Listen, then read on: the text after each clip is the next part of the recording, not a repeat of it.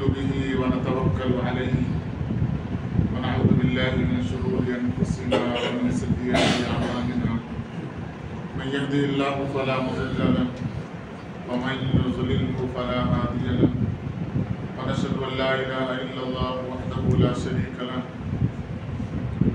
ونشهد أن سيدنا ومولانا محمدا عبده ورسوله صلى الله تعالى عليه وعلى آله وأصحابه أجمعين أما بعد قال الله تبارك وتعالى في كلامه المجيد أعوذ بالله من الشيطان الرجيم بسم الله الرحمن الرحيم يا أيها الذين آمنوا قوا أنفسكم وأهليكم نارا قال النبي صلى الله عليه وسلم كلكم راع وكلكم مسؤول عن رعيته أو كما قال عليه الصلاة والسلام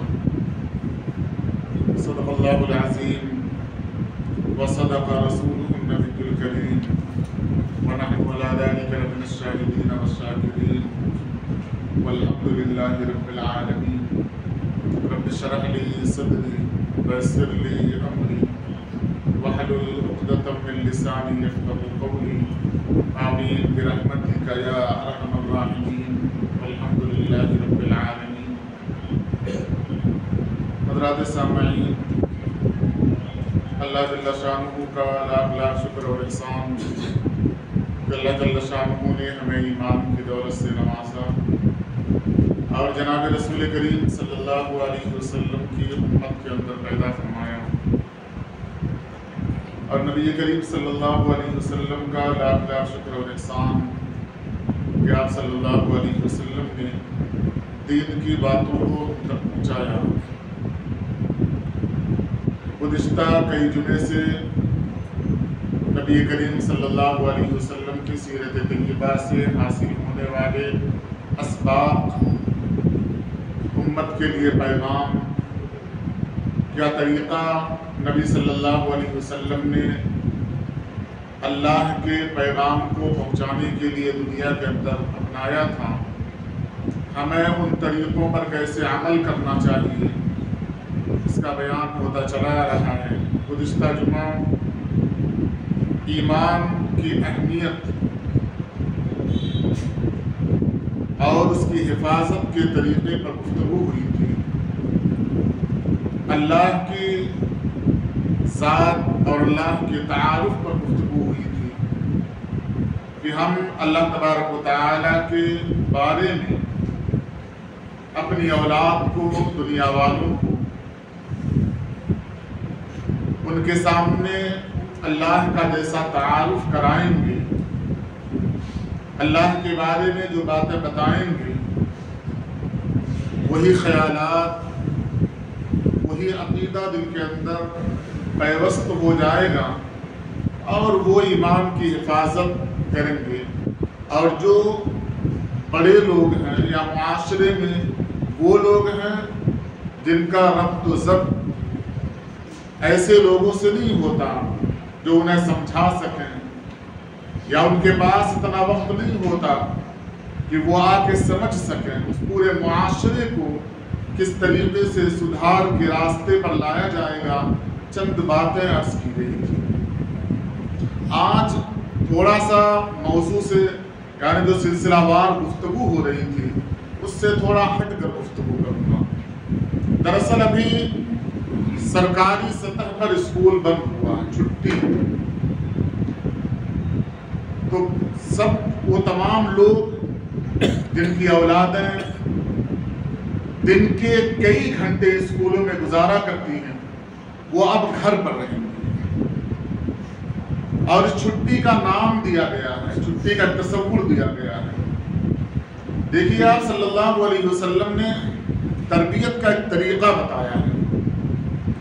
اللہ تبارک و تعالیٰ نے آپ صلی اللہ علیہ وسلم کی ہر حرکت، اٹھنا بیٹھنا، بولنا، رہنا سہنا، اس تمام چیزیں بہت ہی کارآمد رکھی ہیں. اسی واسطے جیسے قرآن کی حفاظت کی گئی اللہ تعالیٰ کی طرف سے، ایسے ہی پوری زندگی آپ صلی اللہ علیہ وسلم کی بالکل محفوظ شکل میں ہمارے سامنے موجود ہے.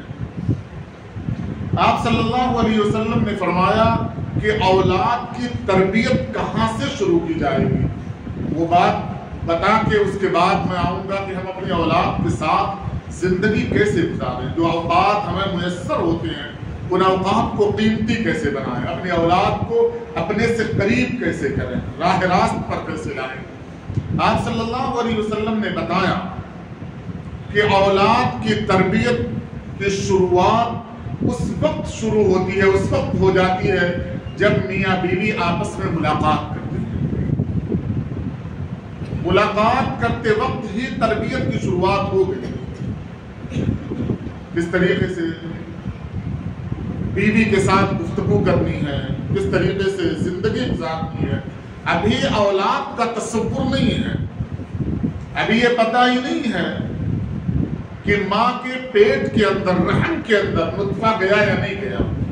آپ صلی اللہ علیہ وسلم نے فرمایا وہیں سے تربیت کی شروعات ہو رہی ہے۔ اگر ہم مہذب طریقے سے، شریعت کے بتائے ہوئے اصول کے طریقے سے اگر ہم زندگی گزاریں گے تو ہماری اولادیں بہت ہی کافی حد تک خود بھی صراط مستقیم پر رہیں گی اور اپنے دوست و احباب کو بھی سیدھے راستے پر لانے کی کوشش کریں گے۔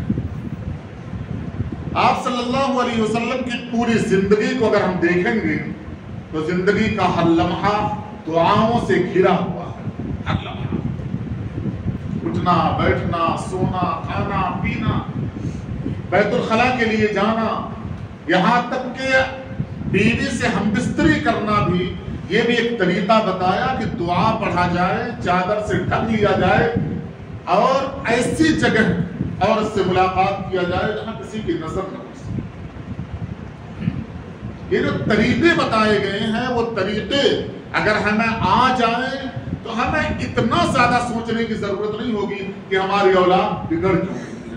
دراصل بگاڑ کی شروعات ہم سے ہوتی ہے، یعنی والدین سے ہوتی ہے۔ جو فطرت ہمارے پاس ہوتی ہے وہ فطرت منتقل ہو کر ہماری اولاد تک چلی جاتی ہے۔ اس واسطے فرمایا کہ جو نسل ہوتی ہے وہ باپ کی ہے، یعنی باپ کا نطفہ ماں کے رحم کے اندر گیا، پوری کی پوری چیز باپ کی منتقل ہوئی ہے۔ تو جو باپ کے اندر خصلتیں ہیں، جو عادتیں ہیں، جو چیز اس کے اندر ہے وہی چیز منتقل ہو گئی۔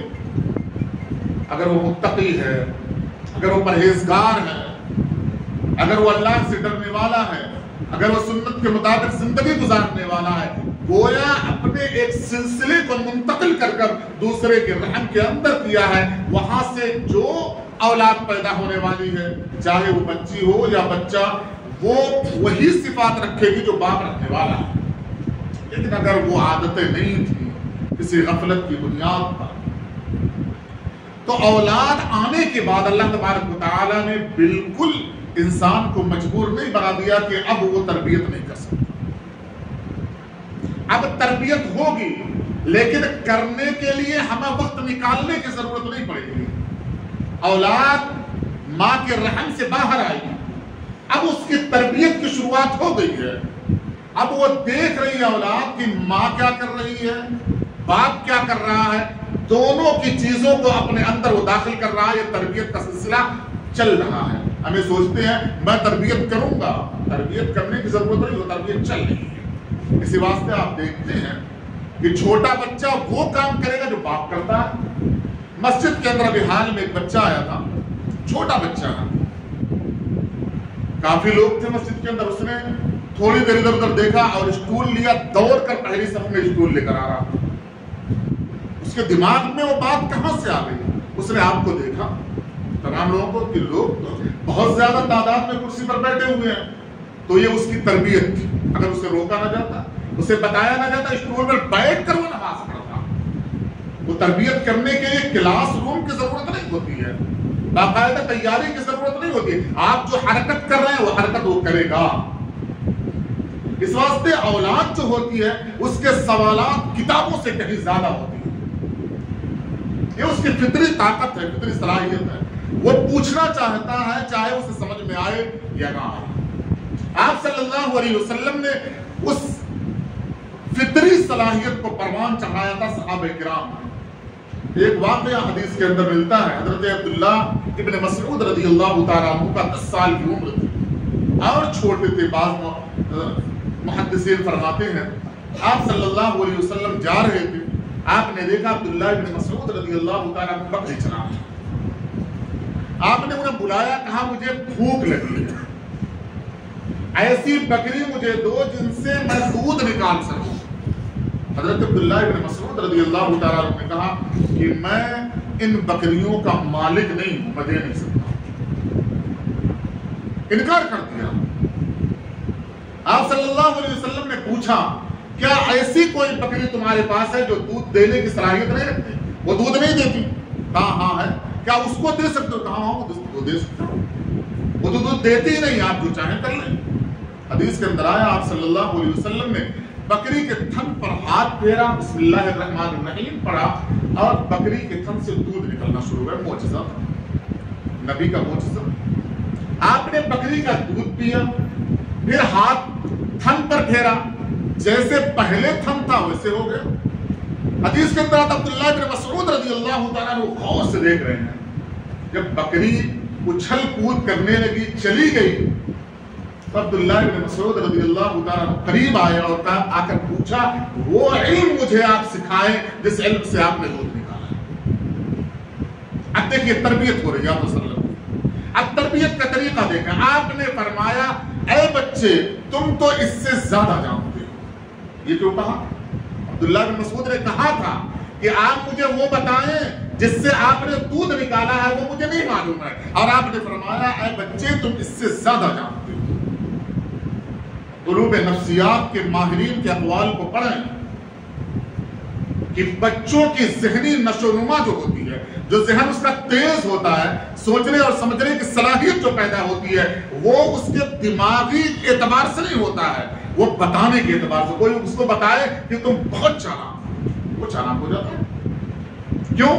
وہ پھر سوچنے لگتا ہے جب میں اتنا چالاک ہوں تو چالاکی والا کوئی مجھے عمل کرنا چاہیے. اور جب کہتے تم بیوقوف ہو تو سوچتا جب بیوقوف ہو تو کیا. دوسری چیز, علماء کرام نے لکھا کہ جب بچہ سوال کرے اور آپ اسے خاطر خواہ جواب نہ دیں, تشفی بخش جواب نہ دیں, تو وہ حرکت کرتا ہے جو آپ سوچ نہیں سکتے. جیسے کسی نے سوال کیا بچے نے, اور عام عادت ہوتی ہے, آپ گھر گئے, آپ کے بچے نے سوال کیا ایسا کیوں, تو آپ اس سے کہتے ہیں تم بچے ہو بعد میں سمجھ جاؤ. پھر وہ حرکت کرتا ہے جو بوڑھے نہیں کر سکتے. کیوں وہ حرکت کرتا ہے؟ نفسیات کے ماہرین کہتے ہیں وہ اپنی حرکت سے بتانا چاہتا ہے کہ باپ نے مجھ سے کہا تھا کہ تم بچے ہو بعد میں سمجھ جاؤ گے. وہ حرکت کر کے بتانا چاہتا ہے جو آپ کرتے تھے وہی میں کر رہا ہوں. پھر اگر میں بچہ تھا تو یہ کام میں کیسے کر سکتا. اسی واسطے اولاد ضد کرتے کرتے کہاں پہ آتی ہے, سائیکل مجھے چاہیے, سائیکل چلائے گی. وہ آپ کو اپنی حرکت سے بتانا چاہتی ہے اولاد کہ میں بچہ نہیں ہوں, بڑا ہو گیا ہوں. آپ اس پہ بھی بس نہیں کرتے, وہ آپ کی گاڑی مانگ لیتا ہے, آپ کے سوال کا اسے جواب نہیں مل رہا ہے, وہ اپنی حرکت سے آپ کو بتانا چاہتا ہے. لیکن بیوقوف وہ نہیں, بیوقوف آپ تھے, آپ کو سمجھ میں نہیں آ رہا کہ وہ چاہ کیا رہا ہے. آپ اپنی اولاد کو بتائیں. حدیث کے اندر آتا ہے سوال نصف علم ہے, آدھا علم ہے, اور اس کا جواب باقی آدھا علم ہے. یعنی بچے نے اگر سوال کر لیا, آپ نے جواب دے دیا, وہ عالم ہو گیا, وہ جانکار ہو گیا. اب بچے کے اندر سوال کی صلاحیت کہاں سے بنے گی؟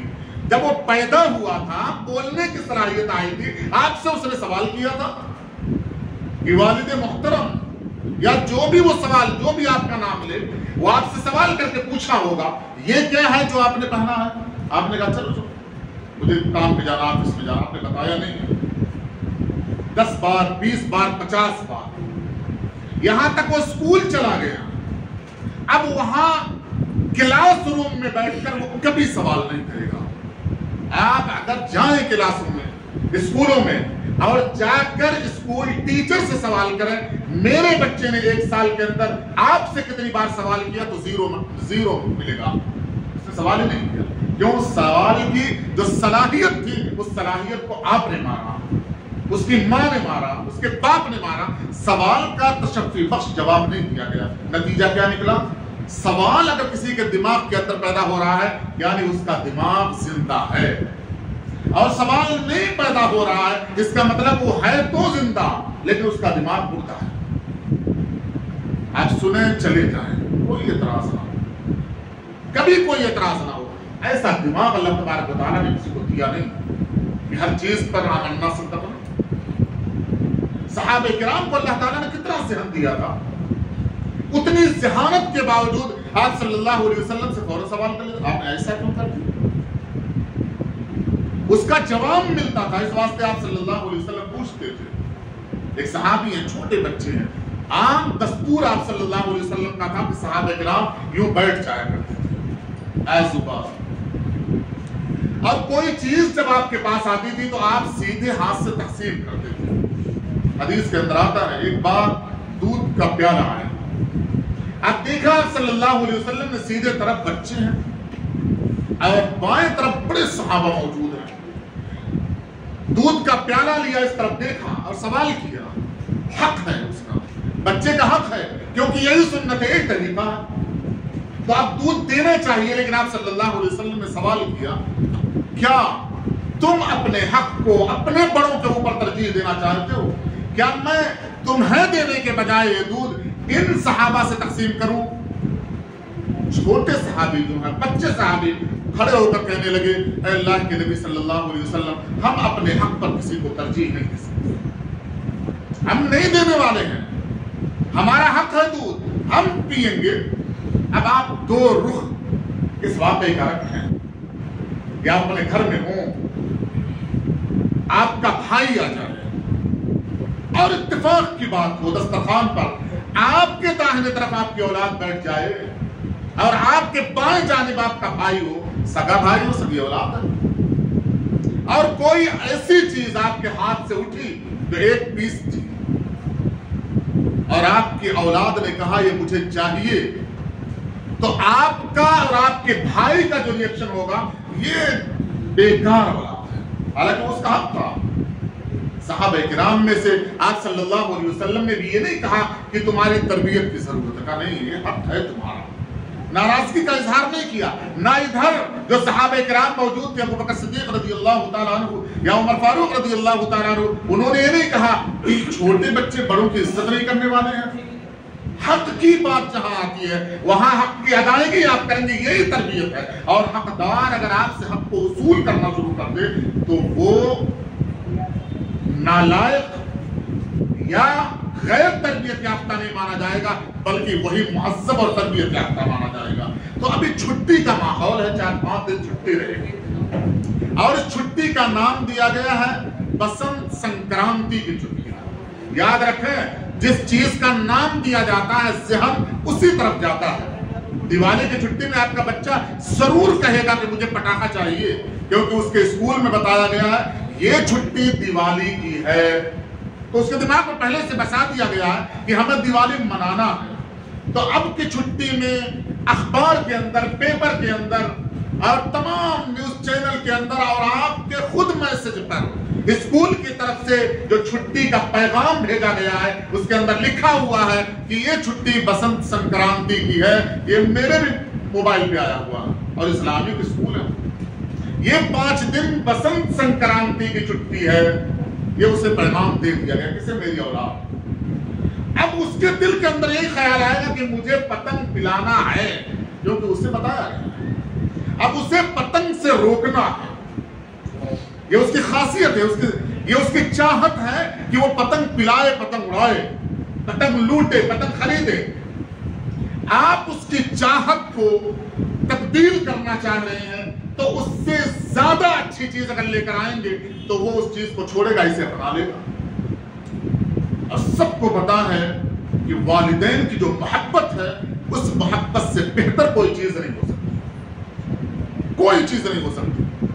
اولاد ضد کرے، ماں وہ چیز مہیا کر کے ناراض ہو جائے، کہے لے لو لیکن میں تم سے بات نہیں کرتی، تو وہ اولاد وہ چیز جو اس کی پسندیدہ چیز تھی اسے ہاتھ میں لے کر روئے گی وہ اولاد کہ نہیں میں نہیں کھاؤں گا، جب تک ماں راضی نہ ہو جائے وہ پسندیدہ چیز کھانے کے لیے تیار نہیں ہے۔ یعنی ماں کی محبت کے ساتھ خواہش نفس بالکل اٹیچ ہے، ملا ہوا ہے۔ لیکن ماں کیسے منائے گی، باپ کیسے منائے گا، یہ باپ اور ماں کی صلاحیت کے اوپر ہے، یہ اس کی ذمہ داری ہے۔ شریعت نے اسے کھلا چھوڑ دے دیا، کہا 2 ہاتھ، زبان، یہ طریقہ، بات کرنے کا سلیقہ، یہ ساری چیزیں اللہ تبارک و تعالیٰ نے سکھا دی، تربیت تمہیں کرنی ہے۔ اب اولاد گھر کے اندر ہے، چھٹی کے اس ماحول میں اگر ایک بار آپ نے جتلا دیا کہ تمہاری وجہ سے بڑی دقت ہو رہی ہے، تمہیں اسکول جانا چاہیے، اس کا مطلب آپ نے اپنی اولاد کو اپنے سے دور کر دیا۔ اسے پتا چل گیا کہ میرا رہنا میرے ماں باپ کو گرہ گزر رہا ہے، تکلیف کا باعث بن رہا ہے، یعنی وہ قلبی محبت، قلبی لگاؤ جو اولاد کو آپ سے ہونا چاہیے تھا، وہ لگاؤ زندگی میں کبھی نہیں ہو سکتا۔ اسے بتائیں کہ تمہاری موجودگی میرے لیے اتنی اہم ہے کہ آج آفس کی میں چھٹی کروں گا، تمہارے ساتھ زندگی گزارے۔ اب اسے لگے گا کہ میرا باپ یا میری ماں مجھے اتنی اہمیت دے رہی ہے، تو اب آپ اس کی ضد کو چھڑانا چاہیں گے تو باپ آسانی چھڑا لیں گے، لیکن آپ اس کے شور شرابے کی بنیاد پر ڈانٹنا شروع کر دیں گے، آپ اسے گالیاں دینا شروع کر دیں گے، آپ اسے جھڑکنا شروع کر دیں گے، آپ اسے باہر بھگا دیں گے، آپ اسے نانی کے پاس بھگا دیں گے، فلاں کے پاس بھگا دیں گے، کیوں؟ آپ کو شور شرابہ پسند نہیں ہے، گویا آپ کو اولاد پسند نہیں ہے، آپ نے پیدا کر دیا بس۔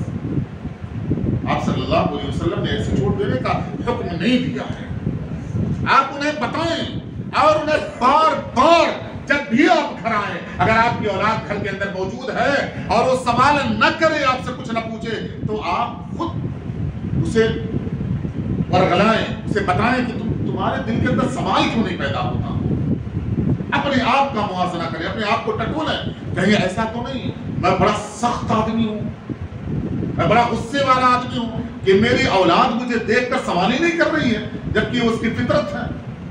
اگر سوالات ہو رہے ہیں اور یقیناً آپ اگر اسے بتائیں گے، تھوڑے دنوں کے بعد آپ دیکھیں گے سوال خود بہت بچے کرنے لگتے ہیں۔ ہم لوگ پڑھاتے ہیں تو بچے تو ویسے بھی مولانا لوگوں سے ووٹ کرتے ہیں، کیونکہ یہ تصور دیا گیا مولانا مطلب ایک الگ مخلوق ہے، جنات، بہت پٹائی کرنے والے لوگ، یہ بتایا گیا، حالانکہ ایسا ہے نہیں، کہ ہم بھی انسان ہیں۔ تو ایک تصور دے دیا گیا ہے، بتایا جاتا ہے تم شرارت کرو تو مولانا کے ساتھ بھیج دوں گا، مطلب یہ بیچارہ لے جائے گا اسی جیل خانے میں قید کر دے گا، آپ کی اولاد ہونا ہے، یہ تصور دیا جاتا ہے۔ تو ہم سے تو کوئی سوال کرنے سے رہا کوئی نہیں کرنے والا، کیونکہ تصور ہے، لیکن ہم لوگ جو بچے پڑھتے ہیں ان سے پوچھتے ہیں سوال۔ ایک بچے کو بھی حال سے میں پڑھا رہا ہوں، اس سے پوچھا میں نے، بچے چھوٹی بچی ہے کہ کوئی سوال تمہارے دل کے اندر پیدا نہیں ہوتا، اس نے سوال کیا، فوراً سوال کیا قرآن کیوں پڑھوں؟ کتنا اچھا سوال اس نے کیا۔ اگر میں نہ اجازت دیتا، میں نہ پوچھتا، تو وہ سوال اس کے دماغ کے اندر رہ جاتا، وہ بڑی ہو جاتی، اور کوئی کہتا کہ قرآن نہیں پڑھنا چاہیے تو پہلے سے تو دماغ بنا ہی ہوا تھا، قرآن میں کیوں پڑھوں؟ یہ سوال تھا، اس کا جواب نہیں مل پا رہا تھا، کوئی اور جواب دے دیتا وہ قرآن سے دور ہو جاتی، لیکن اس سے کہا کہ سوال کرو۔ اب حالت یہ ہے جس دن جاؤ سبق سنانے کے بعد ایک سوال ہے، ایک سوال ہے اس کا، تو یہ جو سوال آ رہا ہے یہ فطری بات ہے، آپ بھی سوال کریں، آپ جائیں گے بالکل غصے کے عالم میں، بالکل جلدات کی شکل میں آپ جائیں گے، آپ سے آپ کی اولاد اگر سوال نہ کرے، یعنی وہ بیماریوں کا انبار بن رہی ہے، وہ بیماریوں کا انبار بن رہی ہے۔ بہت سی ایسی بیماریاں ہیں جو اولاد کسی کو نہیں بتا پاتی، لیکن اگر باپ اپنی اولاد کے قریب ہو جائے، ماں اپنی اولاد کے قریب ہو جائے، تو بہت سی بیماریاں، بہت سی برائیاں، بہت سے اشکالات یوں لمحہ میں ختم ہو جائیں گے۔ آپ صلی اللہ علیہ وسلم نے فرمایا کہ جب اولاد بڑی ہونے لگے 7 سال کی عمر، تو اس کا بستر الگ کر دیا۔ 7 سال کی عمر میں بستر الگ، بھائی بہن بھی ایک ساتھ نہیں سو سکتے، باپ بیٹی بھی ایک ساتھ نہیں سو سکتے، باپ بیٹا بھی ایک ساتھ نہیں سو سکتے، ماں بیٹی اور باپ تینوں ایک ساتھ نہیں سو سکتے، فرمایا بستر الگ رکھو، لیکن اتنی استطاعت نہیں ہے کہ روم الگ کر دیا جائے۔ علماء کرام نے لکھا جتنا فاصلہ ہو سکے، حال ہی ہے، بیچارے غریب ہیں، حال ہی ہے، صرف کئی اولادیں ہیں، تو جتنا فاصلہ ممکن ہو اپنی اولادوں اور اپنے درمیان میں رکھا جائے۔ فرمایا جب 7 سال کی عمر سے اوپر جانے لگے بچہ تو اسے نماز کی تلقین کریں، نماز کی تلقین کریں، اور 10 سال کی عمر کو ہو جائے جب بچہ پہنچ جائے تو اسے زبردستی نماز پڑھائیں، اسے مسجد لے کر آئیں۔ اور اسے بتائیں کہ تم ایک بھرپور آدمی بن چکے ہو. یہ اسے نہ بتائیں چلو پیچھے وہاں جاؤ تم جاؤ تم بہت شور کرتے ایسا کرتے ویسا کرتے. اسے پتہ ہی نہیں چلتا کہ میں بڑا ہو رہا ہوں. جب باپ اپنی اولاد کو بتاتا تو بڑے ہو گئے تم نے فلاں کام کر لیا تو وہ باپ کے برابر ہو جاتا اپنے آپ کو سمجھنے لگتا. پھر وہ ماں کو مارکیٹ لے کر جاتا ہے کہ ابو نے مجھے کہا تھا کہ تم بہت سمجھدار ہو گئے میں آپ کو لے کر چلوں گا مارکیٹ. اور جب باپ کہتا ہے عقل ہی نہیں آ گئی تمہیں تو وہ شادی شدہ ہو جاتا ہے. اس کی بیوی تو مارکیٹ جاتی ہے وہ خود بیٹھا رہتا پتہ ہی نہیں مجھے مارکیٹ کے بارے میں. تو یہ تربیت کون کرنا ہے؟ علماء کرام نے لکھا 7 سال کی عمر کے بعد. اب تربیت کا جو انداز ہوگا وہ بدلے گا, تربیت کا طریقہ بدلے گا. اگر بیٹی ہے تو 7 سال کے بعد اس کی تربیت کی ذمہ داری ماں پر چلی گئی. بیٹا ہے تو 7 سال کے بعد اس کی تربیت کی ذمہ داری باپ کے اوپر آ گئی, کیونکہ جسم کا ساخت, جسم کی ضرورتیں, آگے آنے والی زندگی کی ضرورتوں کے بارے میں اب اولاد میں بیٹے کو باپ ہی بتا سکتا ہے اور بیٹی کو ماں بتا سکتی ہے, لیکن دونوں کی تربیت کی ذمہ داری معاشرہ یا تو ماں کے سپرد کر دیتا ہے یا تو باپ کے سپرد کر دیتا ہے. نتیجہ کیا نکلتا ہے؟ غیر تربیت یافتہ لوگ دنیا کے اندر گھوم رہے ہیں, انہیں پتہ ہی نہیں ہے کیا کیا جائے کیا نہ کیا جائے. تو اپنی اولاد کو غنیمت جان کر 4-5 دنوں کے اندر سب کچھ قربان کر کے اپنے موبائل کو تھوڑے دیر کے لیے آف کر دے, اپنے سے دور کر دے اور اس کے ساتھ بیٹھیں, سوالات کریں, انبیاء کرام کے قصے سنائیں. اگر آپ کو نہیں آتا موبائل آن کر لیں, یوٹیوب پر چلے جائیں, کسی بھی عالم کو آپ جانتے ہو اس کا بیان نکالیں, اپنی اولاد کو سمجھائیں, سنائیں, خود سنائیں, قرآن اٹھائیں. جس زبان میں آپ کو قرآن پڑھنا آتا ہے اس زبان میں ٹرانسلیشن کریں, ترجمہ کریں, اپنی اولاد کو سمجھائیں. تھوڑی دیر کے بعد سوال کریں. آپ دیکھیں دلچسپی کا معاملہ کہاں جا کر رک رہا ہے. آپ کی اولاد کو کس سے دلچسپی ہو گئی, کس قصے سے دلچسپی ہوئی ہے, اس طریقے کے قصے کو آپ نکالیں قرآن سے, حدیث سے, اسے روزانہ کا معمول بنائیں. پھر دیکھیں گے چند دنوں کے بعد آپ کی اولاد کے اندر پیاس کی اتنی شدت بڑھے گی, اتنی شدت بڑھے گی کہ شریعت اس کے لیے بالکل آسان اور سہل ہو جائے گی. اللہ تبارک و تعالیٰ سے دعا ہے کہ اللہ